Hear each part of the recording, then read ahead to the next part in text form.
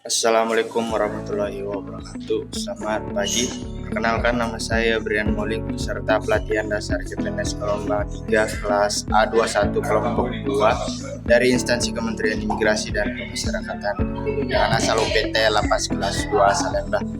Pada kesempatan ini saya akan menyampaikan pengalaman learning journal yang sudah saya lakukan terkait analisis isu kontemporer dan konflik kepentingan.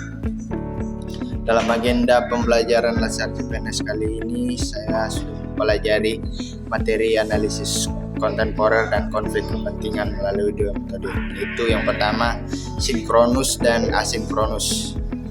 Pada sesi sinkronus, pembelajarannya dilakukan secara langsung bersama pengajar dan peserta lainnya melalui kelas tatap muka. Dalam sesi ini, saya mendapatkan pemahaman mendalam mengenai bagaimana mengidentifikasi, mencari kebenaran tentang hal atau masalah yang baru atau terkini yang masih hangat dibicarakan dan belum jelas akan kebenarannya. Pada sesi ini juga membahas bagaimana cara menentukan atau menganalisis isu dengan APKL dan beberapa teknik, yaitu Fishbone, USG, SWOT, dan MC Namara. Selain itu, pada sesi ini juga dibahas tentang konflik kepentingan, yaitu kondisi di mana kepentingan pribadi dapat mempengaruhi pelaksanaan tugas dan tanggung jawab sebagai aparatur negara.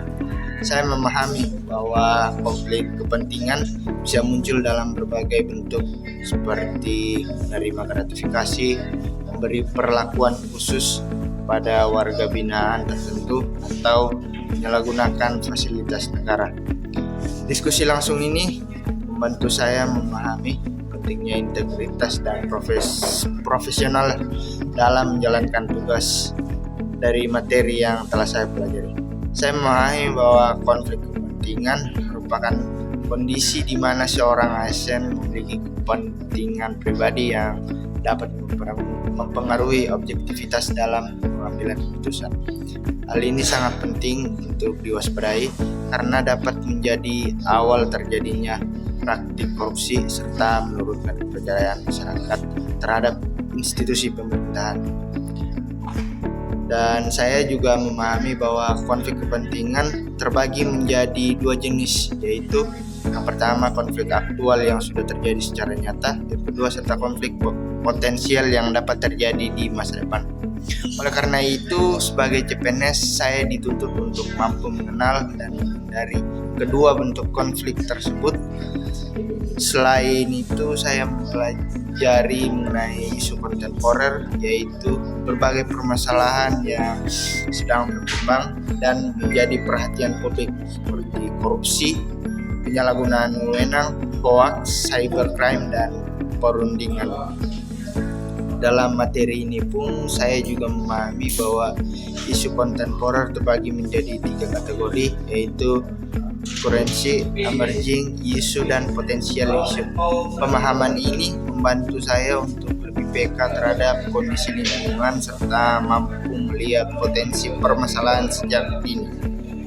Lebih lanjut, saya mempelajari teknik analisis isu seperti isu skinning untuk mengumpulkan informasi dari berbagai sumber serta tapisan isu dengan mempertimbangkan aspek aktualitas, kompleksitas, dan kelayakan. Selain itu, terdapat metode analisis seperti Fishbone, diagram, SWOT, dan USG yang dapat digunakan untuk mengidentifikasi akar masalah dan menentukan prioritas penanganan isu. Selanjutnya, pada metode asinkronus, saya melakukan pembelajaran mandiri melalui modul video pembelajaran serta penugasan refleksi. Dalam proses ini, saya menganalisis studi kasus yang berkaitan dengan isu kontemporer dan konflik kepentingan di lingkungan pemasyarakatan. Dari hasil analisis tersebut, saya menyadari bahwa setiap tindakan yang diambil harus berdasarkan aturan yang berlaku serta nilai-nilai dasar ASN seperti akuntabilitas, nasionalisme, etika publik, komitmen, dan anti korupsi sebagai refleksi pribadi. Saya menyadari bahwa materi ini sangat relevan dengan peran saya sebagai CPNS. Saya menyadari bahwa dalam menjalankan tugas, saya mampu menjaga integritas, bersikap netral dan tidak terpengaruh oleh kepentingan pribadi maupun tertekan dari pihak lain. Saya juga menyadari pentingnya kemampuan berpikir kritis dalam menganalisis isu agar tidak mudah terpengaruh oleh informasi yang belum tentu benar, serta mampu mengambil keputusan yang tepat dan bertanggung jawab.